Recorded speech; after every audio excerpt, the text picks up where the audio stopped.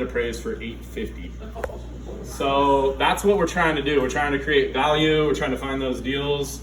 My partners bring me deals, and my network bring me deals because they know I buy and I close. I don't, I'm a straight shooter, as Owen said. Like, I'm going to tell you if I can do the deal, if I don't, But anyways, enough about those. Okay, so this next slide is a little bit of an awakening for people. So this is the law of averages right here, okay?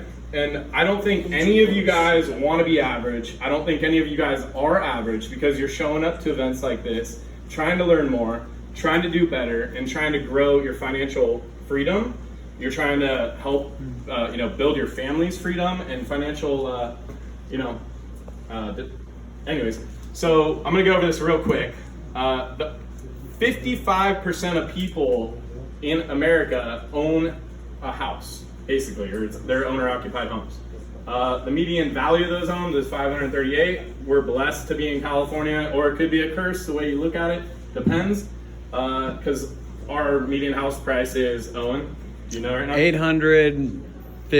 $810. Somewhere around there, right? Keeps going up and down a little bit. Did you know, and I bet you guys didn't know this because I just figured this out, is that just in the last year alone, we lost an average of 1 year being men, like 1 year in life. So like the average was 74 years and now it's 73.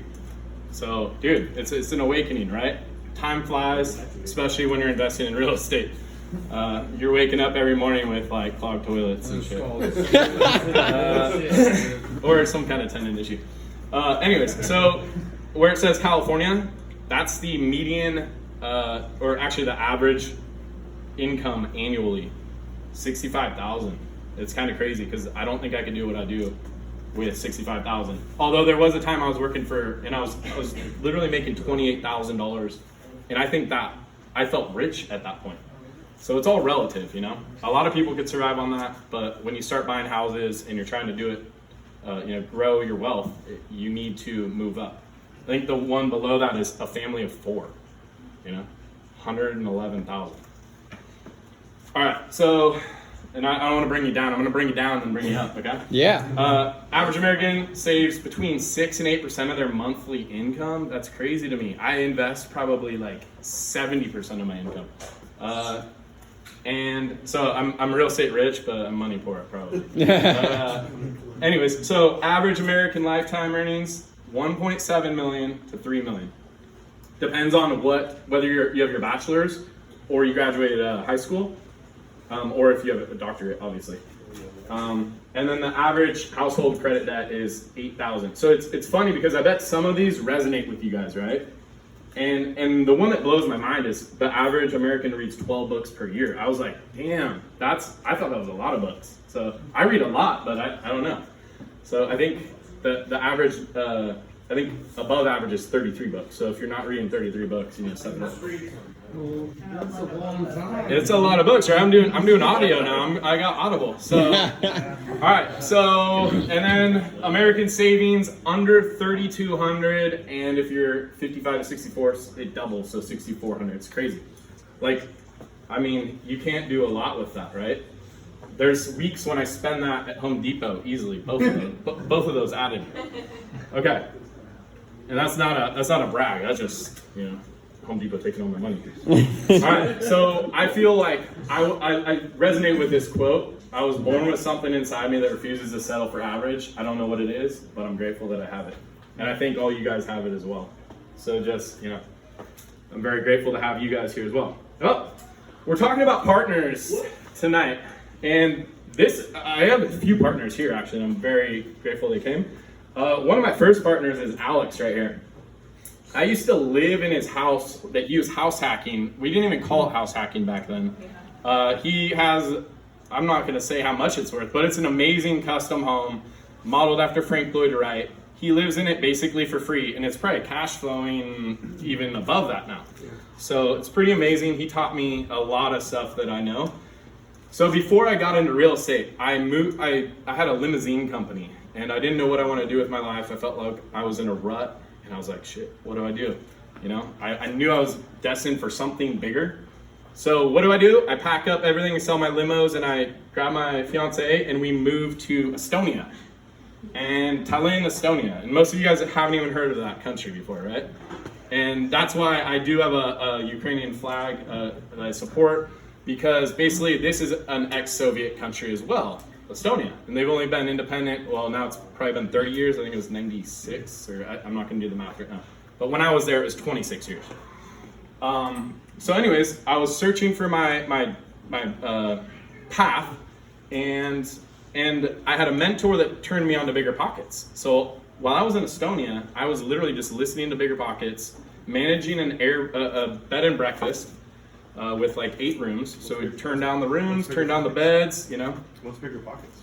Yeah. Seriously? So Bigger Pockets. Oh. Yeah. So Bigger Pockets is basically the biggest real estate investor website on the planet. They also have a very successful podcast, and it's everything from beginning to very successful, 1,000 unit plus type guys.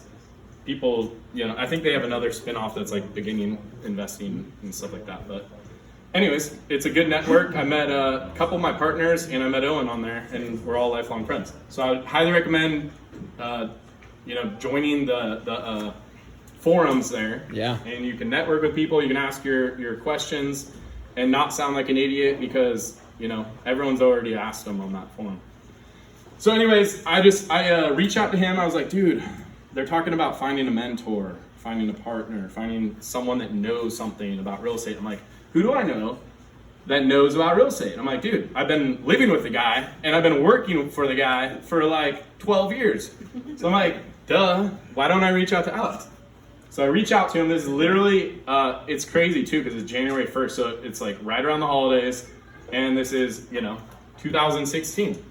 So before I got my real estate license, and I was just, dude, what are you doing in real estate these days? Can I can I come hang out? Can I do anything? Can I offer value to you? And maybe just tag along for the ride, learn something, learn more. So it's very humbling, because he's here, and also he's seen me grow, and he's been a big major part of that. So we're going to talk about the power of partnerships and syndication. I'm a big fan of having a slice of the pie. I love pie, pumpkin pie, apple pie, any kind of pie. And Pecan pie. Exactly, pecan, and you have to get a piece of it to just taste it. And then once you've tasted it, you're like, dude, how do I make this pie? How do I, So, and pie being real estate right now, So anyways, partnerships. We got partnerships. It's a state of being a partner. Obviously, we know that. The partake part, right? You're taking part in an experience along with others. A lot of people don't like partnerships. They're fearful of them because they've had a bad partnership, or they don't like giving away control. So why partnerships? It's going to enable you to do what you couldn't do on your own. Right? In my case, I didn't know everything, or I didn't know anything about real estate. In our first deal together, we bought a flip. I found it. I cold called. I found it. We bought it in SLO. It was a 4-bedroom, 2-bath for $410,000, I think. And I made like a wholesale fee. I had no money, so I was like, hey, can I wholesale it to myself and get 10 grand, and then we can do this flip. He put up all the money, so I didn't have any money, and basically, I put in sweat equity, I found the property, so you got to bring some type of value, right? Then it's going to empower you to scale quicker. A lot of my partnerships, I have part of the money, but I don't have all the money. Or I have the deal, but I need to find something else, management. So it really just depends, Maybe I don't have the time because I'm already doing a flip, but I know where another flip is. If you want to take it on, I'll partner with you, So it gives you support in areas where you might be lacking. I was lacking in money, I was lacking in knowledge. Speeds up the process where you have more people working towards a common desired goal. So 3 minds are better than 1. And it gives you access to what we just talked about: money, time, experience, networks, proximity to people that are doing bigger things than you. And it gives you proximity to deals. Like I just said, a lot of partners are bringing me deals. Okay. So what are the pros and cons? Well, let's talk about the cons first. Dissolving a partnership can be tricky and costly. It can be, but it might not end that way, right? Like, we're actually dissolving a partnership right now, but we're literally just buying the other partner out because they're moving to Europe. So we made it easy. We're like, how much do you want? Okay, that's a little too much. How about this? Okay, that works. So we're giving them an easy out, and we're just buying them out. Potentially jeopardize friendship, business partners. That is true. We've had partnerships that didn't work as well. But we tried them out and we got some done. We still made money, but we realized it wasn't the right partner for us. Emotional conflict and stress. I feel like real estate has both of those things attached to it anyways. If you've ever bought a single family home with your loved one or just even by yourself, like, it can be a very emotional, escrow process, especially when that loan needs, something that you didn't have. Difference of opinions, that's one that can be mitigated if you have one managing partner and then the other ones are, passive. So it kind of depends. And then liable for partners' debts, you're co-signing on big loans, potential to lose someone else's money, which that's like my ultimate fear, right? I do not want to, I would put up my money and I would pay them before, and I would just lose it. I do not want to ever lose someone's money. But it happens all the time. Not to me yet. Okay. Potential lawsuits. The more money you make, the more lawsuits you're probably going to be, faced with. And you can't fire your partner. So I learned not to partner with your contractor, because then you can't fire them when they don't do what they say they were going to do in the time they say that they're going to do it. But I'll just leave that at that. You might do really well with your contractor. I don't know. Pros, complementary support. Like I said, 3 minds are better than one. When you got an issue to deal with, or a lack of $10,000, you have to put a new AC unit on. Dude, let's pull it together. $3,000, $3,250, whatever it is, $3,300 is a lot easier than coming up with $10,000 on a Monday. Access to resources, already went over that. Reduce risk, which is a big one. Some people are scared to go buy a flip on their own, right? And that's when you partner with someone who's already done flips, because they're not scared of anything. They're literally walking into lion's dens. Unless you're buying flips right now, I don't know. It's just, you got to get a really good deal and take into those extra days on market, holding costs, everything. Let's say the market does take a little dive. Use partners, experience, and track record. I was basically coasting on the tails of Alex. I've coasted on the tails of other people before because I didn't know what I know now. So now someone else who doesn't have the experience can partner with me, and we can get it done together. We can raise cash quicker. I'm not going to go over all these, but basically reach your goals quicker. And my goal was 100 units in 5 years. And now I'm at 28, and I did that way quicker than I thought I could. So now we're going to talk about syndications, but I'll show you how I'm going to reach my goal very quickly. Who makes a good partner? These people do, obviously. I know none of these people. I think Lindsay helped me with this slide. She literally, that kind of looks like Jeff back there. But basically, these are stock photos. Someone who is trustworthy, has integrity, experience, track record, reliable, persistent, and does what they say they're going to do. And I believe that Alex told me one time why he partnered with me, and he did say a couple of those things. Maybe not all of them, but he said, So it was reassuring to hear that, because I'm a big believer in that, right? You need to trust the person you're partnering with.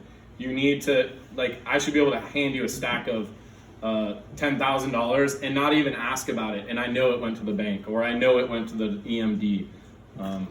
So someone you can have a prolonged business relationship with. It's like any relationship, a loved one, family member. Those can be difficult, and you're guaranteed to come into some difficult times, like we're in right now, in real estate, and you've got to be able to trudge through it, solve the problems, and be persistent and keep on moving. Someone who has complementary traits, fiscal responsibility, good communicator. Someone who basically you're yin to your yang. You could also have the same traits, but then you're gonna have to find the third person who has something that you don't, where you hire that property manager that has everything. Someone who gets along with and you're compatible. Okay, we already went over that part. So here's a personal timeline of my partnerships. I went from renting a room in SLO, and I was kind of like property managing without knowing I was property managing. I was basically choose my roommates, and I'd be like, yeah, you're cool. And the landlord basically gave me free range of like who I would let into the house. So I was doing that, and then I got sick of living in a dumpy house. There's like black mold, like these landlords, some of them, I've like learned not to be that kind of guy because I've lived in shitty houses. Yours wasn't one of them. Yeah, could you clarify that? Yours was not. This was. I can't say names, but man, I would love to. All I'll say is he used to be a mayor. That's all I'm gonna say. All right. Okay, so yeah, I went from 700, and I was flipping houses with him at that time. So I'm renting a house, coming back after a hard day's work. I'm doing real estate and swinging hammers. And that's one thing I learned to scale is like, I cannot do everything, right? I cannot be the guy who's hanging drywall. Although I learned a lot, right? Is that I was like, dude, Alex, we need to be hiring people. We can't be doing all this. You're trying to retire and I'm trying to have a real estate career. So let the people that are good at what they do and love it, do it.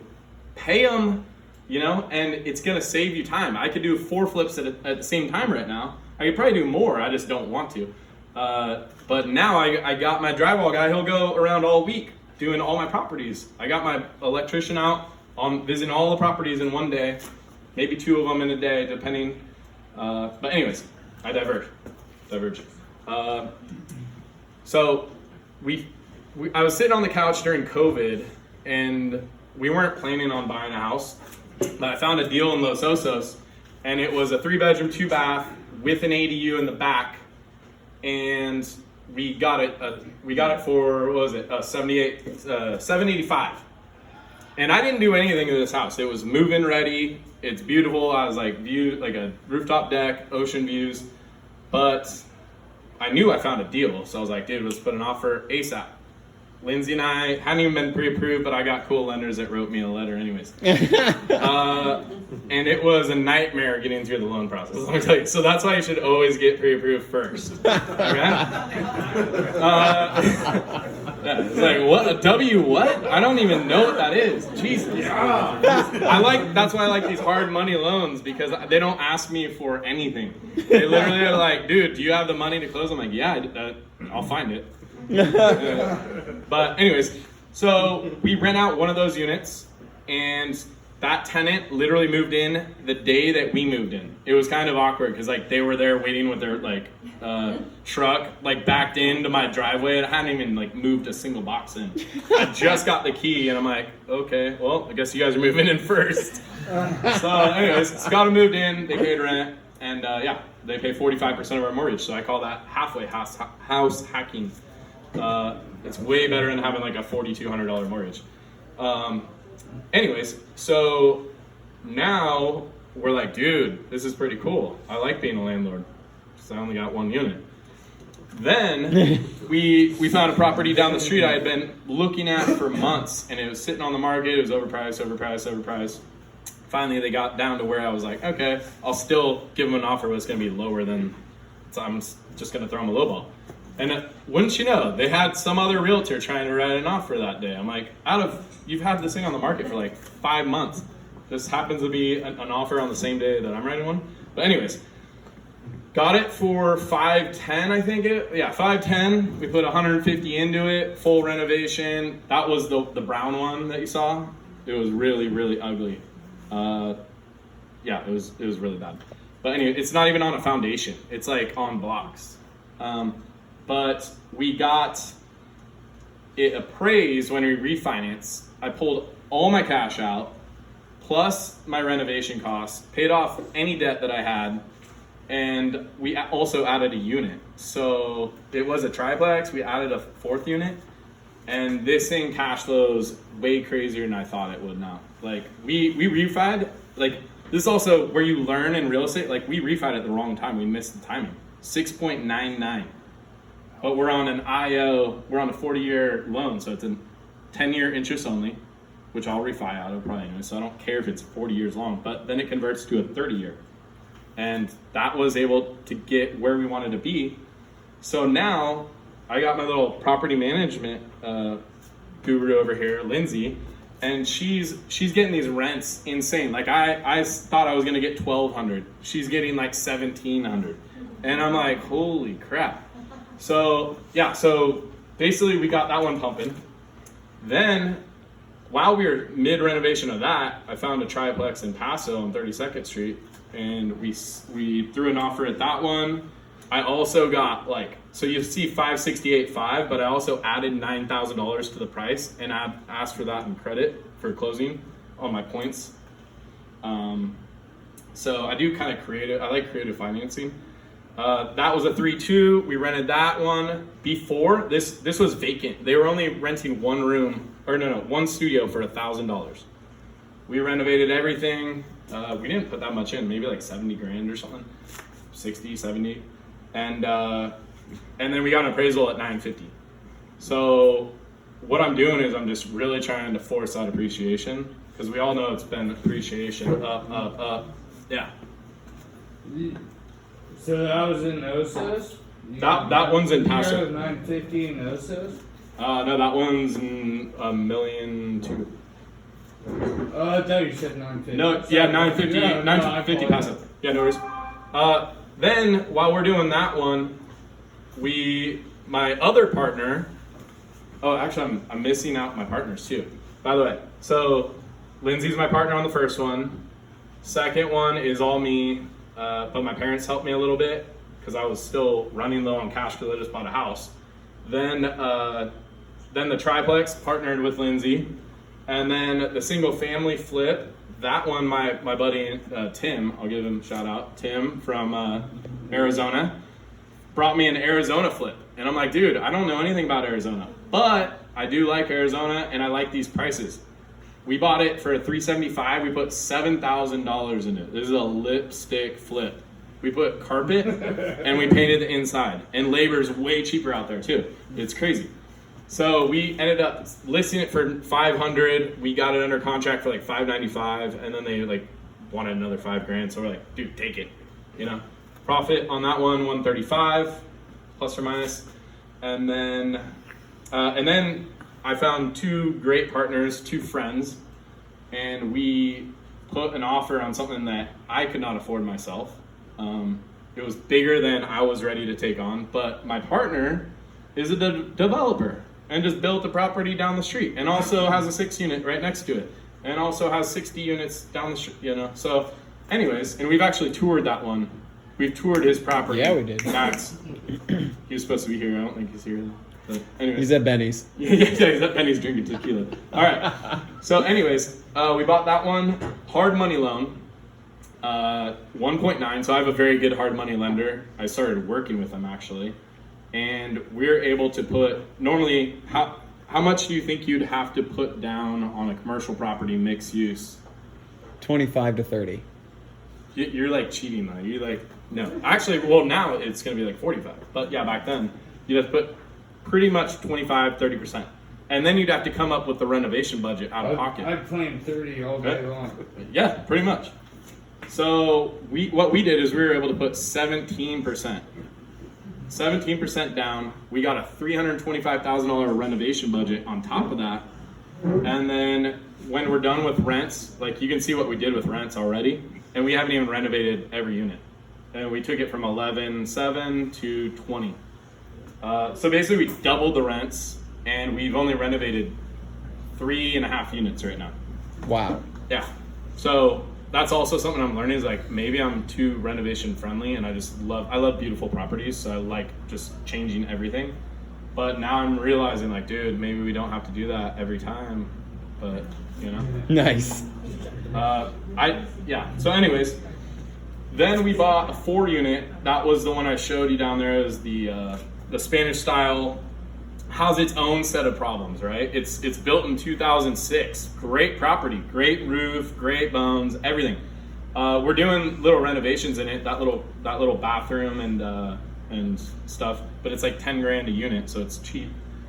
But anyways, it wasn't. We couldn't get title insurance on it because it had been foreclosed on, and there's a whole list of things. So I had to find a partner, and I found a private money lender who gave us the loan on it, and they're a local guy, great to work with.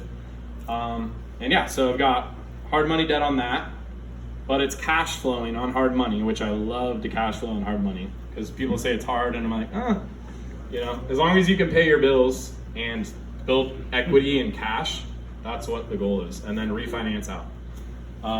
So that was the one that we bought for 500, and basically I also was able to give a wholesale fee. So in that 500, there's a $55,000 wholesale fee and another $20,000 wholesale fee to myself.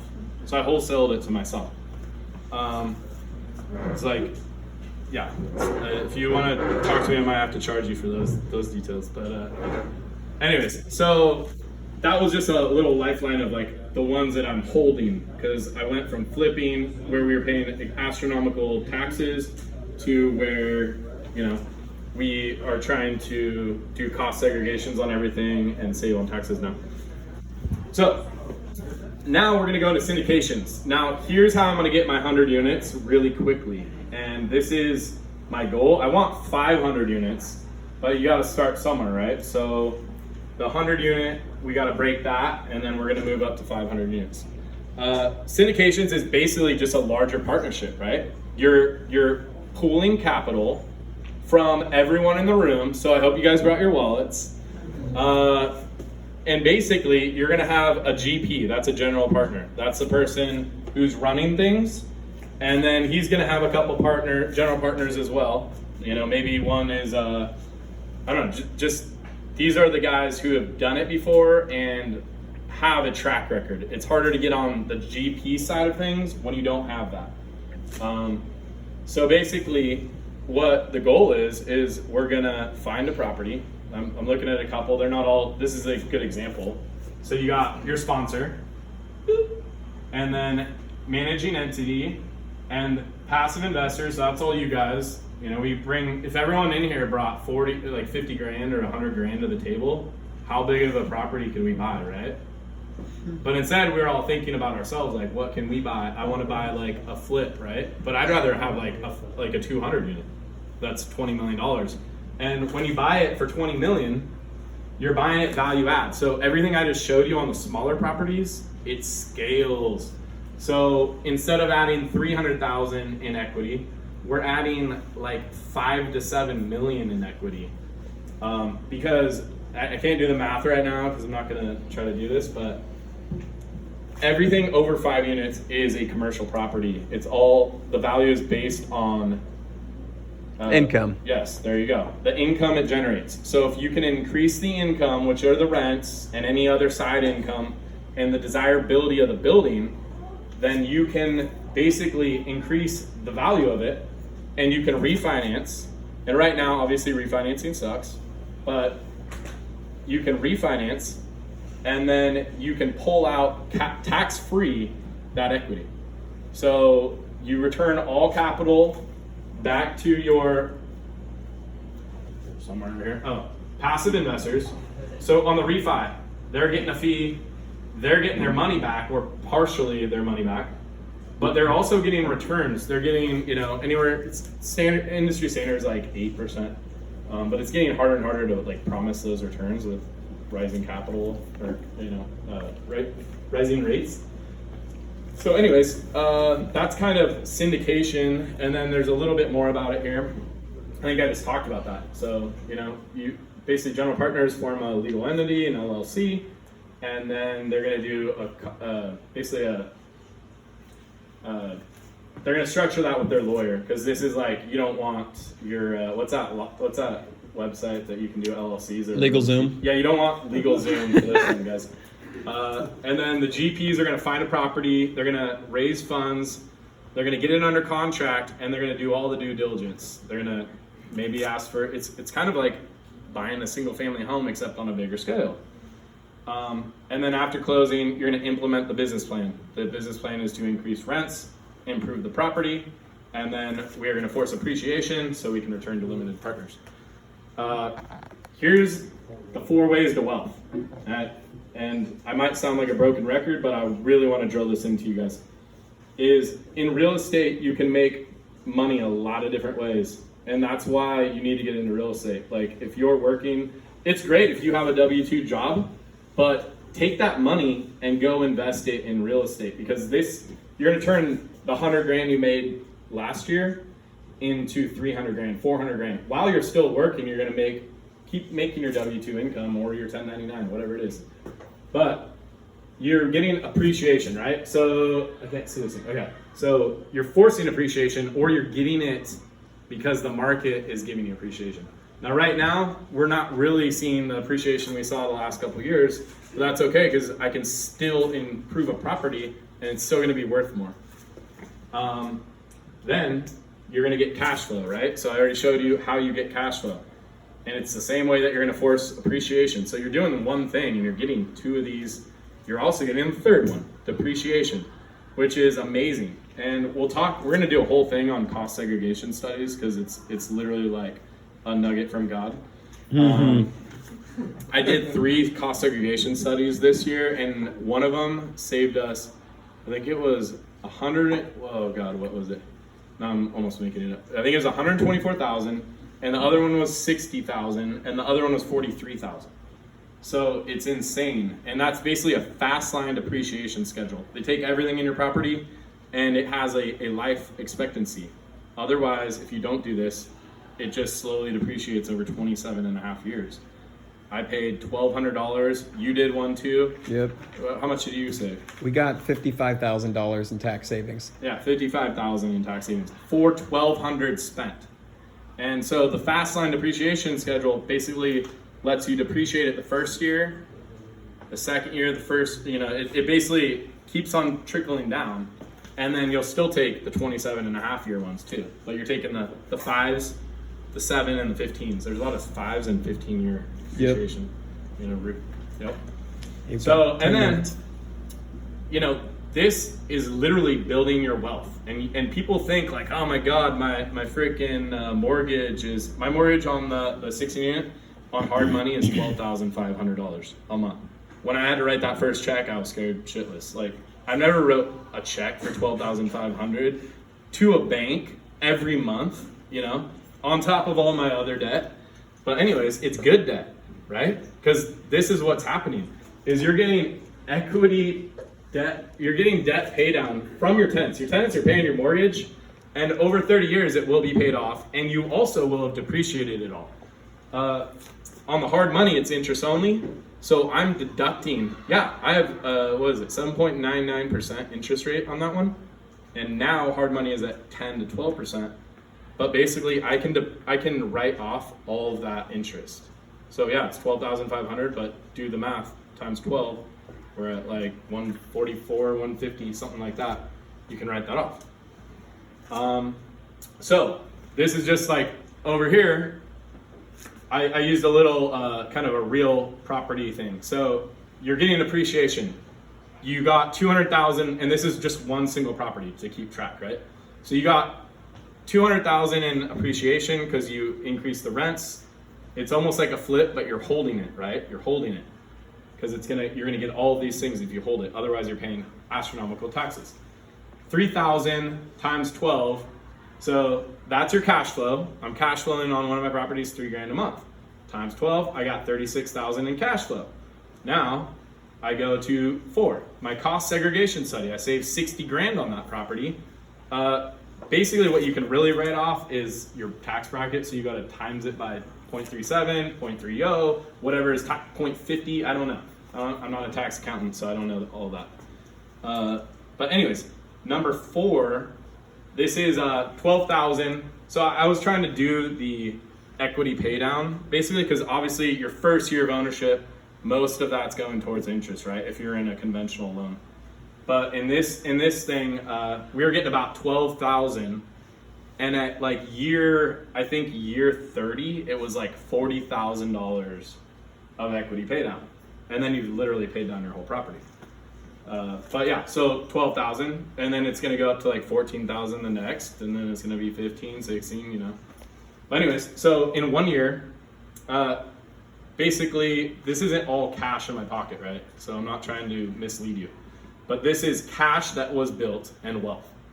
And it could fall into different categories, obviously. But that adds up to around 237. And if you do it 3 times a year, which I'm trying to do, I want to do 4, 5, 6, 7, so come partner with me.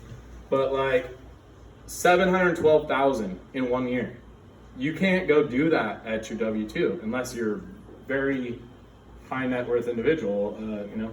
So or go do that and then invest all that. Yeah. So anyways, let's see. Oh yeah. So this is like a quote I just got that I love. Your future depends on what you do today. So the day's almost over, but you showed up to this, and tomorrow's a new day. So your future is gonna depend on what you do tomorrow. So let's kick it off and like get these action plans done. You know, the action steps. And so what I'm gonna ask you guys to do is reach out to me on Instagram or find me on Facebook or something like that. Send me a photo of your goal, right? And we have 3 more meetings, and then that goal better be achieved. And at the next meeting, we're gonna ask you about your goal. How's it coming? We're not jerks. We're not gonna be like, dude, you suck. We're gonna be like, how can we help? Like, we're coming from service. I'm not getting paid to stay up here. We literally are on a budget, okay? So we really want you to achieve your goals, and any way we can do that, we are here for you. We are both realtors too, so if you want to use us to help buy your properties, that would be wonderful. But you don't have to. There's a bunch of great realtors in the room. There's a bunch of great lenders in the room. You need to network with them and get some good rates and buy downs and all that stuff. And I'll leave you with this, is that life is short and you should play all out, because you're never going to get to the end of your life and be like, dude, like I did too much. You don't want to be the guy who's like, dude, I wish I could have tried to buy that property, or I wish I could have done something. You know, just do it. Yeah, and I really thank you for coming out, so thank you so much.